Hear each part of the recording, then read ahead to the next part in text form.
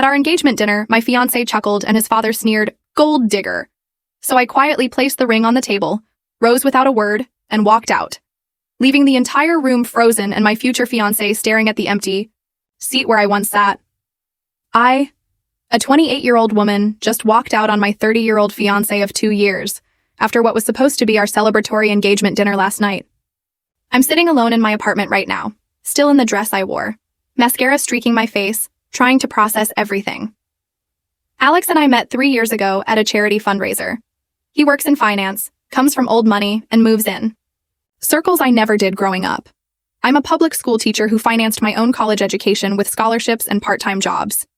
Despite our different backgrounds, we connected instantly.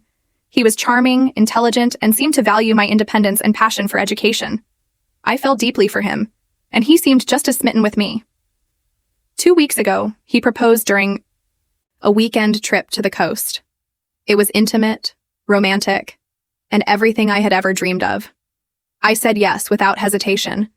The ring was stunning, an emerald-cut diamond that must have cost a fortune. I was overjoyed, eager to begin our life together. Last night was our official engagement dinner with his family at Le Jardin, one of the city's most expensive restaurants. I'd met his parents a few times before, always feeling a bit uneasy around his father, Edward, a stern investment banker who rarely smiled. His mother, Cynthia, was polite but distant, the kind of person who evaluates worth by family lineage and country club memberships. I spent hours getting ready, hoping to make a good impression. I wore a navy blue dress I'd saved 3 months to buy, styled my hair in an elegant updo, even borrowed my roommate's pearl earrings. I desperately wanted them to see me as worthy of their son. The evening began well enough. Champagne flowed, congratulations were offered. Alex held my hand under the table, squeezing it reassuringly whenever I seemed anxious. Then, during the main course, Edward cleared his throat and fixed his gaze on me. "So, Claire," he said, swirling his wine, "now that you're officially joining the family, we should discuss the prenuptial agreement." The table fell silent. Alex tensed beside me. "Dad, we haven't even set a date yet," Alex said with a nervous laugh. "Let's not get ahead of ourselves." Edward's expression hardened. "Nonsense, these matters should be settled early. The Bennett family assets need protection." I felt my cheeks burning. "I understand the need to protect family assets," I said carefully. "I don't have any issue with a fair prenup." Cynthia gave me a thin smile. "How pragmatic of you." "Well, you've certainly landed on your feet, haven't you?" Edward continued, his tone growing sharper. "A school teacher marrying into the Bennett fortune. Your mother must be thrilled." My mother passed away when I was 19. Alex knew this. His parents knew this. "My mother would have wanted me to be happy," I said quietly, my appetite gone. Edward chuckled. "I'm sure she would. Nothing makes a mother happier than seeing her daughter secure a wealthy husband." I looked at Alex, waiting for him to say something, to defend me, but he just stared at his plate. "I didn't say yes to Alex because of his money," I said, my voice shaking slightly. "I love him." "Of course you do, dear," Cynthia interjected with false sweetness. "The money is just a fortunate bonus, isn't it?" Edward laughed, a harsh sound that cut through the restaurant's ambient noise. "Let's not be naive. Pretty young women from modest backgrounds don't pursue men like my son for their personality." I felt like I'd been slapped. "Excuse me?" "Dad." Alex finally spoke, but his voice lacked conviction. "What?" Edward challenged. "I'm simply acknowledging what everyone at this table is thinking. She's a gold digger, a rather transparent one at that." And then it happened. Alex laughed. A short, awkward chuckle that might have been nervousness or an attempt to diffuse tension. But it wasn't a denial. He didn't defend me. He laughed. In that moment, everything went very quiet in my mind. I looked at Alex, this man I thought I knew, and realized I was seeing him clearly for the first time. His silence was deafening, his laugh damning. Without a word, I slipped the ring off my finger. I placed it gently next to his water glass. The clink of diamond against crystal seemed impossibly loud. "Claire," he started, finally registering what was happening. I stood up, grabbed my purse, and walked out of the restaurant. Not running, not crying, just walking, one foot in front of the other, head held high. I didn't look back, not even when I heard him call my name. Now I'm sitting here wondering if I overreacted, if I threw away my future over one bad dinner. But then I remember his laugh, and I know I couldn't have stayed. Was I wrong? Should I have fought harder? Am I just proving his father right by walking away? I don't know what happens next. I just know I couldn't marry into a family where I'd always be seen as less than, and I couldn't be with someone who wouldn't stand up for me. 2 weeks later. It's been 3 days since I walked out of that restaurant, and my world has been a hurricane of emotions and confrontations. Alex came to my apartment the morning after. I was still in my pajamas, eyes swollen from crying, when I heard his persistent knocking. Part of me wanted to ignore him, but I needed closure. I needed answers. When I opened the door, he looked terrible. Unshaven, wrinkled clothes, dark circles under his eyes. He was holding the ring in one hand and a bouquet of roses in the other. Classic Alex, thinking grand gestures could paper over fundamental problems. Please, he said, his voice quiet. Let me explain. I let him in but kept my distance. Arms crossed over my chest like armor. I'm sorry about last night, he started. My father was completely out of line. He had too much to drink, and you know how he gets. Do I asked. Because in the 3 years we've been together, you've never once mentioned that your father thinks I'm a gold-digging opportunist. He winced. He doesn't really think that. Yes, Alex, he does. And what hurts more than his words is that you sat there and let him say them. You laughed. Alex ran his hands through his hair in frustration. It was just nervous laughter. What was I supposed to do, cause a scene in the middle of Le Jardin?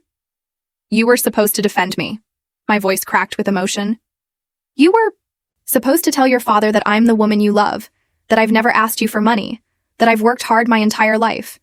You were supposed to be on my side. He placed the ring on my coffee table. I am on your side, Claire, always. I love you. My father's opinion doesn't matter. But it does matter, Alex. It matters because you're letting him disrespect me. It matters because someday we might have children, and I won't let them grow up hearing their grandfather call their mother a gold digger while their father sits in silent agreement. For a moment, he looked genuinely confused. Silent agreement? That's not what happened. Then what would you call it? He couldn't answer. Has your father always felt this way about me? Alex hesitated, which told me everything I needed to know. Why didn't you tell me? I asked, my voice small. Because it doesn't matter what he thinks. I love you for you. Your kindness, your passion for teaching, your ridiculous obsession with true crime podcasts. Who cares what my father thinks? I care, I said simply. Because his attitude reflects what our life together would be like. Every family gathering, every holiday, every milestone, I'd always be the gold digger who trapped their son. And apparently you'd always be the man who stands by and lets it happen. We can fix this, he insisted. I'll talk to my father, make him apologize. We can postpone the wedding until things are better. I looked at him, really looked at him, and realized something profound. This isn't just about your father, Alex. It's about you. It's about who you become when you're around him. I don't recognize that person, and I don't want to marry him. He left after an hour of circular arguments, taking the ring with him. I've spent the last 2 days crying, doubting myself, then remembering his laugh and feeling my resolve strengthen. Again. My roommate Taylor has been amazing, bringing me ice cream and listening to me rant for hours. Alex has called 17 times. His mother surprisingly texted me. Edward is stubborn, but he'll come around. Don't throw away your future. Over pride. As if standing up for myself was just vanity. Yesterday, my principal called me into her office. Apparently, Edward had contacted the school board, mentioning concerns about my emotional stability and professional conduct. Luckily, my principal has known me for 5 years and told him, in no uncertain terms, that my personal life was none of his business. The fact that Alex's father would try to jeopardize my career makes me even more certain I made the right decision. What would he have done if we were married and I disagreed with him? What lines wouldn't he cross? I haven't told Alex about his father's interference. Part of me wants to see if he'll find out and react appropriately. So far, nothing. Tonight, Taylor and I are opening a bottle of wine and having a Burn the Wedding magazine's party. It feels both cathartic and heartbreaking. I loved Alex. I still love him.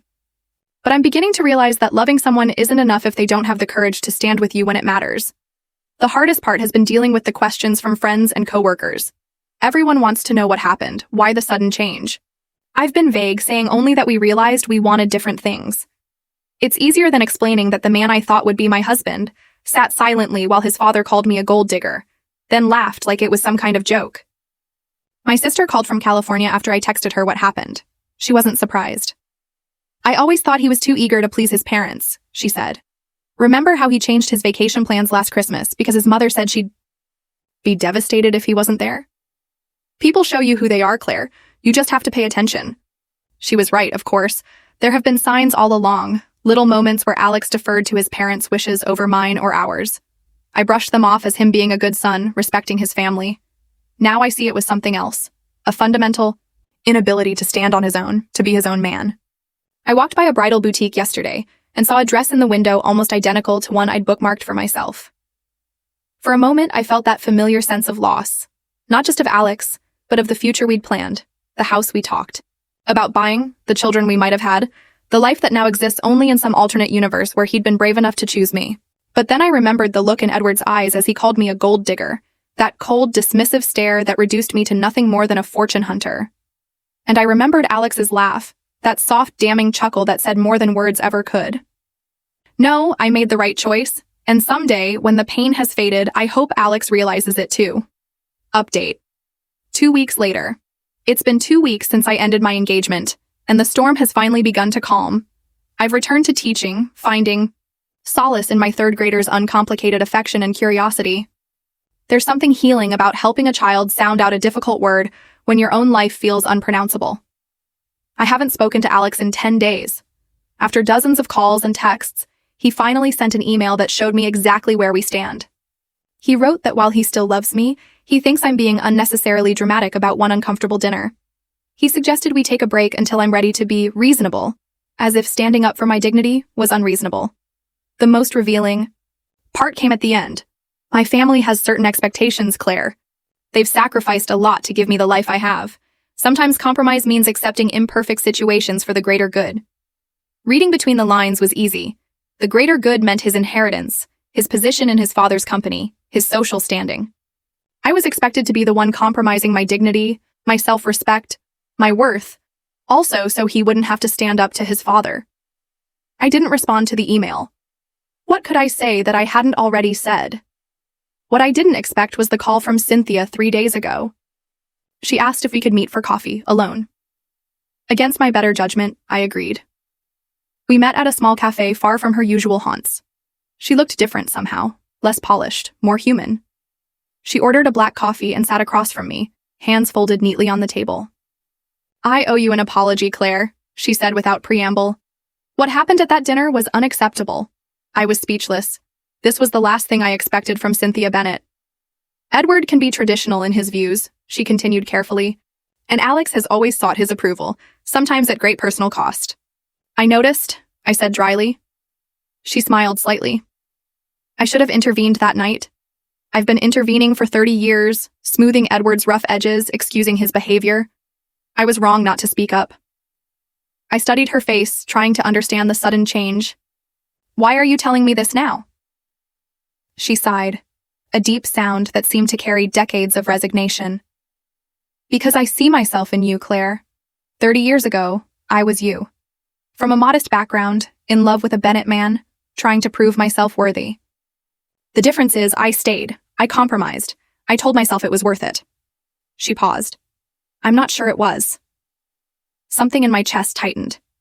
Are you unhappy? Not exactly. I've had a privileged life, beautiful children, but I lost something of myself along the way. My voice, my certainty. When you stood up and walked out that night, I felt envious. We talked for nearly 2 hours. She told me about her early years with Edward, how his family had treated her, how she'd gradually surrendered pieces of herself to fit into their world, how she'd watched Alex become more like his father year by year, despite her efforts. He loves you, she said as we prepared to leave. More than he's ever loved anyone. But love isn't always enough, is it? I shook my head, tears threatening again. No, it isn't. She touched my hand briefly. Whatever you decide, Claire, don't compromise yourself away. Not for anyone. I've been turning our conversation over in my mind ever since. Was she warning me, encouraging me, saying goodbye? Perhaps all three. This morning, flowers arrived at my apartment. Not from Alex, but from Edward. The card read simply, "My behavior was inexcusable. No explicit apology, just an acknowledgement. Typical." I haven't told Alex about either interaction. I'm not sure if his mother or father has mentioned him to him either.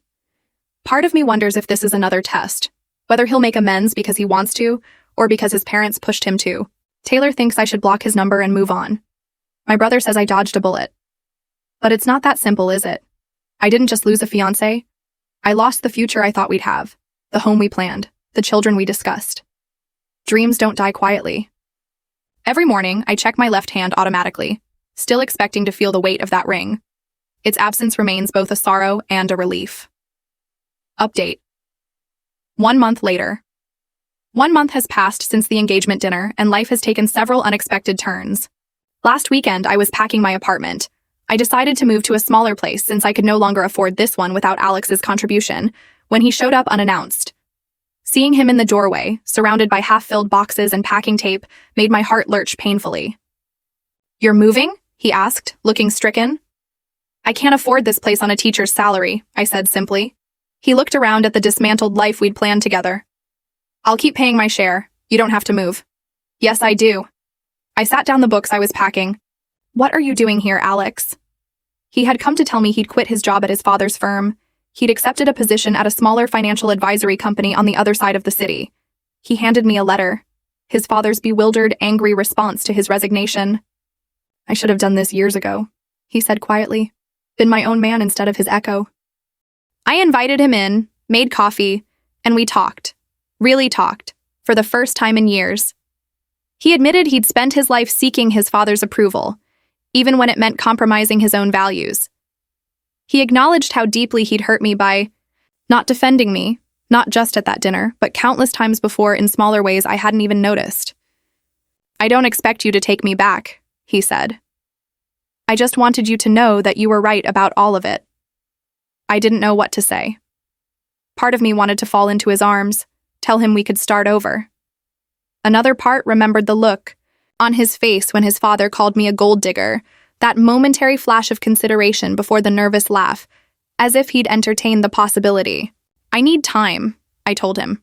"I'm proud of you for standing up to your father, but this isn't just about him." He nodded, understanding. "Take all the time you need. I'll be here when, if, you're ready." After he left, I sat among my boxed-up belongings, feeling strangely calm for the first time in weeks. The future didn't seem like a vast, terrifying void. 2 days later, Cynthia invited me to lunch. She told me Edward was beside himself over Alex's decision. She seemed different, lighter somehow, with a spark in her eyes I hadn't seen before. "Edward doesn't understand why Alex would walk away from everything for..." She paused. "For a woman? For himself?" I corrected gently. "He did it for himself." She smiled. "Yes, I suppose he did." Before we parted, she pressed something into my hand, a small velvet pouch. Inside was a vintage sapphire ring. "This was my grandmother's," she explained. "Edward never liked it, said it wasn't impressive enough for a Bennett wife. But it's the only thing I have from my family." She closed my fingers around it. "Whether you and Alex find your way back to each other or not, I want you to have it. A reminder to keep your own light, even when others try to dim it." I tried to refuse, but she insisted. "It wasn't an engagement ring," she said. "It was solidarity between women who understood each other." I did end up moving, but not to the smaller apartment I'd planned. My friend Tara needed a roommate in her house across town, further from Alex, closer to my school, with a garden where I can grow the herbs I've always wanted to try. It feels right, making decisions based solely on what I want, not what fits into someone else's life. Alex and I have been talking cautiously, honestly. No grand gestures, no pressure, just coffee once a week, conversations that peel back layers of assumptions and expectations we never examined before. He's different away from his family's shadow, funnier, more relaxed, more genuinely himself. Last week, he asked if we could try again, start fresh. I told him I wasn't ready, that I needed to know who I am without him before I could consider who I might be with him. "I understand," he said, and I believe he really did. I'm wearing Cynthia's sapphire ring on my right hand today, not as a promise to anyone else, but as a promise to myself. To never silence my own voice. to never compromise my worth, to never accept being seen as less than I am. I don't know if Alex and I will find our way back to each other. I don't know if the changes he's making will last. I don't know if I can ever fully trust him again. But I do know this. Walking out of that restaurant was the most difficult and most necessary thing I've ever done. Sometimes the hardest steps to take are the ones that lead you back to yourself. Update. 6 months later. 6 months have passed since that fateful dinner, and it feels like both yesterday and a lifetime ago. I'm sitting on the porch of my new house. Yes, my house. A small craftsman with blue shutters and a maple tree in the front yard. I used the money I'd been saving for the wedding as a down payment instead. Every mortgage payment feels like an affirmation. This is mine. Earned by me. Chosen by me. Alex and I tried. We really did. For 3 months, we rebuilt our relationship. From the ground up, honest conversations, couples therapy, careful boundaries. He remained at his new job despite his father's increasing pressure to return to the family business. He joined a support group for adults dealing with controlling parents. He was doing everything right. And yet, something fundamental had shifted. Each time he took me to dinner, I found myself scanning the restaurant, tensing at the sight of older men who resembled Edward. Each time he introduced me to colleagues, I analyzed their expressions for traces of judgment or dismissal. The trust that had been broken wasn't repairing, despite both our efforts. 2 months ago, we were having dinner at my house when I finally found the courage to say what I'd been feeling. "I don't think we can fix this," I said quietly. He set down his fork, his expression sad but not surprised. "Because of my father?" "No," I answered truthfully. "Because of us. Because now I know what I need in a partner, and you know what you need to become for yourself. And I don't think we can give each other those things while we're together." He nodded slowly. "I was afraid you'd say that." I felt it too. We cried together that night, mourning not just what we'd lost, but what we'd learned too late. He kissed me goodbye at my door, returned Cynthia's sapphire ring when I tried to give it back, and walked out of my life with dignity and grace. Edward sent a brief, formal note. "Alex informs me of your final separation. I wish you well in your future endeavors." Coming from him, it was practically a warm embrace. Cynthia and I still meet for coffee occasionally. She started painting. Again, something she gave up when she married into the Bennett family. Last month, she showed me a watercolor she'd done of 2 women sitting by the ocean. "That's us," she said, "in another life." I've been promoted to lead teacher at my school with a modest but meaningful salary increase.